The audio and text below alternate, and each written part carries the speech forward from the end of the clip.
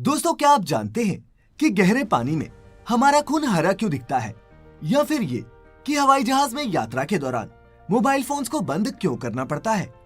अच्छा, आपने पक्षियों के घोंसले तो देखे होंगे। क्या आप जानते हैं कि ये हमेशा साफ और गंदगी रहित कैसे रहते हैं? अगर नहीं जानते इन सवालों के जवाब और आपके भी मन में भरी है उत्सुकता इस दुनिया को बेहतर जानने की, तो कहीं मत जाइएगा अगले कुछ मिनटों के लिए। चाय कॉफी हाथ में लेकर ठूस लीजिए अपने नाजुक कानों में उन हेडफोन्स को, क्योंकि इनक्रेडिबल और इंटरेस्टिंग फैक्ट्स की बारिश होने वाली है शुरू। बिना एक भी पल और गवाए शुरू करते हैं आज का ये फैक्टिफाइंग सफर। Factified, facts on your face. Fact number 1। दोस्तों, आपने आपके घर में या फिर आसपास किसी न किसी पक्षी को रहते हुए जरूर देखा होगा, और आप ये भी जानते होंगे कि जहाँ भी ये बर्ड्स अपना डेरा डालते हैं वहाँ बीट के अनगिनत निशान छोड़ देते हैं। लेकिन क्या आपने कभी गौर किया है कि इनके घोंसलों में ऐसी गंदगी देखने को नहीं मिलती, तब भी नहीं जब ये अपने चूजों की परवरिश कर रहे होते हैं। तो अब सवाल ये उठता है कि ये पक्षी अपने घोंसलों को इतना साफ रखते कैसे हैं? ये चूजे जब खाते इतना है तो निकालते कितना होंगे, और वो सब जाता किधर होगा? दरअसल दोस्तों, आपको जानकर हैरानी होगी कि इनकी गंदगी इनके घोंसलों में नहीं फैलती, क्योंकि ये सीधा अपने पेरेंट्स के मुंह में पॉटी करते हैं। जी हाँ, देखने में घिनौनी लेकिन कुदरत की एक नायाब वेस्ट मैनेजमेंट तकनीक। तो होता क्या है कि इन चूजों में कुदरती तौर पर बेबी बर्ड डायपर्स होते हैं, जिन्हें फीकल सैक्स कहते हैं। इन चूजों की सारी गंदगी इधर उधर फैलने की बजाय इन फीकल सैक्स में एक कैप्सूल की तरह पैक होकर बाहर निकलती है, जिन्हें इनके पेरेंट्स या तो कुछ दूरी पर जाकर फेंक देते हैं या फिर खा लेते हैं। और दोस्तों, इन फीकल सैक्स को खाने के पीछे भी साइंस है। चूंकि इन चूजों का डाइजेस्टिव सिस्टम इतना विकसित नहीं हुआ होता, इसीलिए ये अपनी खुराक का एक बड़ा हिस्सा पचा नहीं पाते। इन्हीं वाइटल न्यूट्रिएंट्स को वेस्ट होने से बचाने के लिए ये एडल्ट बर्ड्स अपने ही बच्चों के पूप को खा जाते हैं और इस तरह अपने घोंसले की साफ सफाई बरकरार भी रखते हैं। तो था ना कुछ नया? अगर हाँ, तो इस वीडियो को पहले ही लाइक कर दो। Fact number 2। दोस्तों, क्या आपने कभी हवाई यात्रा की है? आपका पहला अनुभव कैसा था? नीचे कमेंट में मुझे बताएं। खैर, अगर आप प्लेन में चढ़े हैं तो जानते होंगे कि फ्लाइट टेक ऑफ से पहले सबके फोन्स को बंद करने या फिर एयरप्लेन मोड में डालने की हिदायत दी जाती है। लेकिन क्या आप जानते हैं कि हवाई जहाज में मोबाइल का इस्तेमाल क्यों नहीं करने देते? क्या मोबाइल यूज करने से एरोप्लेन क्रैश भी हो सकता है? नहीं दोस्तों, ऐसा भी नहीं है कि इधर आपने फोन उठाया और उधर आपका प्लेन क्रैश हो गया। लेकिन खास तौर पर टेक ऑफ और लैंडिंग के वक्त फोन्स इस्तेमाल नहीं करने चाहिए, क्योंकि हमारे स्मार्टफोन्स कम्युनिकेशन के लिए उन्हीं रेडियो वेव्स का इस्तेमाल करते हैं जिनका इस्तेमाल हवाई जहाज के पायलट्स कम्युनिकेट करने के लिए करते हैं। फोन कनेक्शन ऑन छोड़ने से प्लेन के पायलट्स के कनेक्शन में इंटरफेरेंस पैदा होती है, जिससे प्लेन के संचालन में दिक्कत आ सकती है। दोस्तों, शायद आप ना जानते हो कि जहाज अपनी यात्रा के दौरान लगातार किसी न किसी एयर ट्रैफिक कंट्रोल टावर से जुड़ा रहता है, और आपके स्मार्टफोन के सिग्नल से अगर हवाई जहाज के रेडियो सिग्नल में कोई रुकावट आ जाए तो पायलट और कंट्रोल टावर के बीच कम्युनिकेशन में आवाज की खराबी आ सकती है। और खास तौर पर जब प्लेन टेक ऑफ या फिर लैंड हो रहा होता है, उस दौरान पायलट और कंट्रोल टावर के बीच एक सेकंड का भी मिसकम्युनिकेशन बड़े हादसे का कारण बन सकता है। तो इसी वजह से फ्लाइट के टेक ऑफ और लैंडिंग के दौरान फोन को फ्लाइट मोड में रखने के लिए कहा जाता है, जिसमें आप किसी को कॉल या मैसेज तो नहीं कर सकते, लेकिन फोन का कैमरा और म्यूजिक प्लेयर जैसी चीजें चला सकते हैं। तो क्या समझे? Fact number 3। दोस्तों, क्या आप जानते हैं कि पानी के 30 फीट नीचे जाने पर हमें अपना खून लाल नहीं हरा दिखने लग जाता है? लेकिन ये कोई मैजिक नहीं है। तो क्या है इसके पीछे की साइंस? आइए मिलकर जानते हैं। तो दोस्तों, होता क्या है कि खून तो लाल ही रहता है, लेकिन जैसे जैसे पानी की गहराई बढ़ती जाती है, लाइट की क्वांटिटी घटती जाती है। अब चूंकि सूर्य से निकलने वाली व्हाइट लाइट स्पेक्ट्रम के 7 रंगों से मिलकर बनती है, और ये सातों रंग अलग अलग स्पीड पर ट्रेवल करते हैं। इसीलिए जैसे जैसे हम पानी में गहरे उतरते जाते हैं, ये 7 रंग भी फिल्टर होते जाते हैं। और चूंकि रेड कलर की स्पीड सबसे कम होती है, इसीलिए ये सबसे पहले पीछे छूट जाता है। अब चूंकि इस गहरे पॉइंट पे रेड कलर है ही नहीं, तो हमें कुछ भी रेड नहीं दिखेगा, बल्कि हमें हमारा खून उसमें मौजूद ग्रीन पिगमेंट्स की वजह से हरा दिखने लग जाता है, जो अदरवाइज हीमोग्लोबिन के चलते हमें लाल ही दिखता। उम्मीद है कुछ कुछ समझ में आया होगा। Fact number 4। दोस्तों, फैक्टिफाइड के रेगुलर्स जानते हैं कि कैप्चा या रिकैप्चा का काम ह्यूमंस और बॉट्स को डिस्टिंग्विश करना होता है। लेकिन अब आपने देखा होगा कि वेबसाइट्स पर पहले की तरह रैंडम मैथ प्रॉब्लम्स और टेढ़े मेढ़े वर्ड सॉल्व करने को नहीं मिलते, बल्कि सिर्फ एक चेक बॉक्स होता है जिस पर लिखा होता है I am not a robot. ऐसे कैप्चा में आपको सिर्फ स्क्वायर बॉक्स में टिक करना होता है और टिक ग्रीन होते ही वेबसाइट खुल जाती है। लेकिन दोस्तों, क्या आप जानते हैं कि सिर्फ इस बॉक्स में टिक लगाने से गूगल को यह पता कैसे चल जाता है कि आप एक रियल ह्यूमन हो, कोई प्रोग्राम या फिर बॉट नहीं। तो असल में होता क्या है दोस्तों कि जब आप उस बॉक्स पर टिक करते हैं तब आपके कंप्यूटर का आईपी एड्रेस, कंट्री का लोकेशन, सिटी की लोकेशन, जब आपने टिक किया तब आपने कर्सर का मूवमेंट कैसे किया था, आप उस पेज पर कितने टाइम से हैं, आपने कितनी बार पेज स्क्रॉल किया, ये सारी इंफॉर्मेशन गूगल के पास जाती है और गूगल मशीन लर्निंग से ये पता लगाता है कि ये बिहेवियर किसी ह्यूमन का है या फिर किसी रोबोट का। दोस्तों, अगर गूगल को इस बिहेवियर में एक बॉट का पैटर्न दिखता है तो गूगल उस आईपी को ब्लॉक भी कर देता है। Fact number 5। दोस्तों, क्या आप बिना देखे हमारे देश भारत की उन धरोहरों के नाम बता सकते हैं जिन्हें जगह मिली है हमारे नए इंडियन करेंसी नोट्स पर?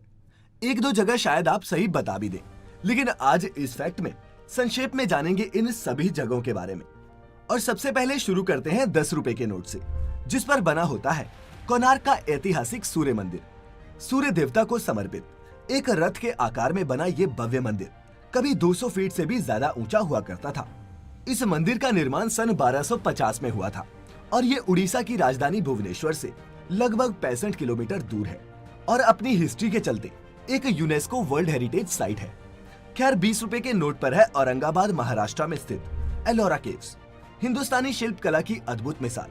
6ठी और 9वीं सदी में बनवाई गई ये गुफाएं आज की मॉडर्न इंजीनियरिंग से बनवाना भी इम्पॉसिबल सा लगता है। यहाँ कुल मिला के 34 गुफाएं हैं, जिनमें से 17 हिंदू धर्म को, 12 बौद्ध धर्म को और 5 जैन धर्म को समर्पित है। दोस्तों, यहाँ famous single rock cut Ellora temple भी है, जो इतना अद्भुत है कि कुछ तो इसे एलियन टेक्नोलॉजी से बना हुआ भी बोलते हैं। खैर, ये भी एक यूनेस्को वर्ल्ड हेरिटेज साइट है। और दोस्तों, 50 रुपए के नोट के पीछे देखेंगे तो हम्पी का चित्र पाएंगे। हम्पी दोस्तों कर्नाटका के होस्पेट शहर के करीब एक जगह है जो 14वीं सदी में विजयनगर रियासत की राजधानी हुआ करती थी। अपनी विरासत के चलते 16 वर्ग मील के इलाके में फैला हम्पी कई महलों, मंदिरों, पंडालों और ना जाने किन किन इमारतों के खंडरों से ढकी हुई एक वर्ल्ड हेरिटेज साइट है, जो हमें इंडियन किंगडम्स के गोल्डन एज की एक झलक दिखाती है। दोस्तों, आपको शायद यकीन ना हो, लेकिन आज खंडरों में तब्दील हो चुका ये शहर 15वीं सदी में दुनिया का दूसरा सबसे बड़ा शहर था और मुमकिन है कि सबसे अमीर भी। खैर, बाकी के 4 नोटों पर खुद गौर करें और अगर चाहते हैं कि मैं ही एक्सप्लेन करूं तो कमेंट में बता देना। अगले एपिसोड में बाकी के लेकर भी हाजिर हो जाऊंगा। Fact number 6। दोस्तों, इस ड्रेस पर एक नजर डालिए। अब आप कहेंगे इसमें क्या खास है, लेकिन अगर मैं कहूं कि देखने में आम सी दिखने वाली ये ड्रेस दुनिया में अपनी तरह की अनूठी ड्रेस है, क्योंकि ये बनी है बेशकीमती गोल्डन स्पाइडर सिल्क से, जिसे बीव करने का तरीका इंसान अब भुला चुका है। आपको बता दूं दोस्तों कि अफ्रीका में इन गोल्डन स्पाइडर्स को पकड़ना और उनसे सिल्क एक्सट्रैक्ट करना एक बेहद मुश्किल प्रोसेस है। और आपको ये जानकर शायद हैरानी हो कि सिर्फ 4 मीटर लंबी इस ड्रेस के लिए 10 लाख गोल्डन सिल्क स्पाइडर से सिल्क निकाला गया था, जिसके लिए वर्कर्स हर दिन सबसे पहले हजारों गोल्डन ऑब्स ढूंढते और पकड़ते थे, फिर उनसे सिल्क निकालकर उन्हें वापस उनके हैबिटेट में छोड़ते भी थे, ताकि वो फिर से उनके लिए सिल्क तैयार कर सके। दोस्तों, ये ड्रेस इतनी अनोखी है कि इस फैब्रिक की आखिरी ड्रेस 19वीं सदी में बनाई गई थी और आज इस मटेरियल का दुनिया में कोई भी दूसरा सैंपल है ही नहीं। जी हाँ, ये इतनी रेयर है। Fact number 7। दोस्तों, क्या आप जानते हैं कि बॉलीवुड स्टार मल्लिका शेरावत को एक बार रॉल्स रॉयस कंपनी ने अपनी कार बेचने से मना क्यों कर दिया था? अगर नहीं जानते तो बता दूं कि रॉल्स रॉयस सिर्फ एक कार नहीं है, एक स्टेटमेंट है। और अगर आप ये सोचते हैं कि एक रॉल्स रॉयस कार को खरीदने के लिए सिर्फ आपके पास पैसे होने चाहिए, तो बता दूं कि आप गलत हैं। दरअसल रॉल्स रॉयस खरीदने से पहले बायर को एक प्रोसेस से होकर गुजरना पड़ता है, जो डिसाइड करता है कि वो शख्स इस कार का मालिक बनने के लिए फिट है या नहीं।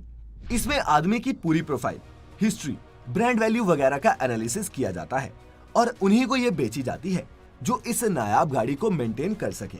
और यही कारण था दोस्तों कि रॉल्स रॉयस ने मल्लिका शेरावत को सॉरी कह दिया। Fact number 8। दोस्तों, एक छिपकली है जिसका नाम है जीसस क्राइस्ट लिजर्ड, लेकिन इसका ऐसा नाम क्यों है, इस क्लिप को देखकर आपको अंदाजा हो जाएगा। जी हाँ, ये पानी पर चल सकती है। मतवाली सी चाल वाली इस लिजर्ड को बेसिलिस्क भी कहते हैं। अपने पैरों को साइकिल के पेडल की तरह और अपनी पूंछ को काउंटरवेट की तरह इस्तेमाल करके ये बेसिलिस किसी मैजिशियन की तरह पानी के सरफेस पर भी आसानी से चल लेती है। खैर, इस लिजर्ड को पहली बार देखकर जरूर किसी जूलॉजिस्ट के मुंह से जीसस क्राइस्ट निकला होगा जो इसे ये नाम मिला। Fact number 9। दोस्तों, क्या आप भी उन कुछ लोगों में से हैं जो कुछ मीटर भागने पर ही बुरी तरह हांफने लगते हैं? ऐसे में आज मैं आपको कहानी बताऊंगा 70 साल की एक जिंदादिल महिला की, जिसने 7 दिनों में 7 महाद्वीपों पर 7 अलग अलग मैराथन्स में हिस्सा लिया। सुनने में अविश्वसनीय मिजूरी अमेरिका की वृद्ध लेकिन फिट महिला चाओ स्मिथ का, जो अपनी जिंदगी में 70 से भी ज्यादा मैराथन्स में भाग चुकी हैं। लेकिन जब ये सब भी उनके लिए काफी न था तो उन्होंने ठानी इस 7 डेज 7 कॉन्टिनेंट 7 मैराथन चैलेंज को पूरा करने की। उम्र की बिल्कुल भी परवाह ना करते हुए चाओ ने जनवरी 2017 में लगातार 7 दिन Perth, Singapore, Cairo, Amsterdam, New York, Chile और अंटार्कटिका माने के सातों कॉन्टिनेंट्स पर मैराथन में भागकर ये साबित कर दिया कि age is just a number. आपकी तो अभी उम्र ही क्या है। और अब वक्त हो चला है दोस्तों आज के आपके अपने योर ओन फैक्ट का, जो आज हमें भेजा है अक्षय चिकते जी ने। अक्षय लिखते हैं कि एक आदमी ने अपने इलाके में मेडिकल एम्बुलेंस की कमी के चलते अपनी मोटर बाइक को ही एम्बुलेंस में कन्वर्ट कर दिया और कई लोगों को हॉस्पिटल फ्री में पहुंचाकर उनकी जान बचाई। जी हाँ दोस्तों, ये सच्ची कहानी है जलपाईगुड़ी के चाय के बगानों में सिर्फ 5,000 रुपए की मामूली तनख्वाह पर काम करने वाले करीमुल हक की। 50 साल का करीमुल इस इलाके में एम्बुलेंस दादा के नाम से मशहूर है और इन्होंने बीड़ा उठाया है बीमार और जरूरतमंदों को नजदीक के अस्पताल पहुंचाने का। किसी समय में इसी जर्जर व्यवस्था के चलते अपनी मां को खोने वाला करीमुल अपनी मोटरसाइकिल पर अब तक 5,000 से भी ज्यादा लोगों को हॉस्पिटल पहुंचा चुका है। और दोस्तों, आपको जानकर खुशी होगी कि समाज में अपने इस योगदान के लिए सरकार ने इन्हें 2017 में पद्मश्री से भी सम्मानित किया। तो देखा आपने दोस्तों कि एक आम सा आदमी और उसकी आम सी बाइक अकेले क्या क्या कर सकते हैं। आपके पास तो शायद इससे बेहतर मौका हो समाज को कुछ वापस देने का। इसी मैसेज के साथ खत्म करते हैं आज का ये सफर। फैक्ट से कुछ भी सीखा हो तो दोस्तों के साथ भी शेयर कर देना।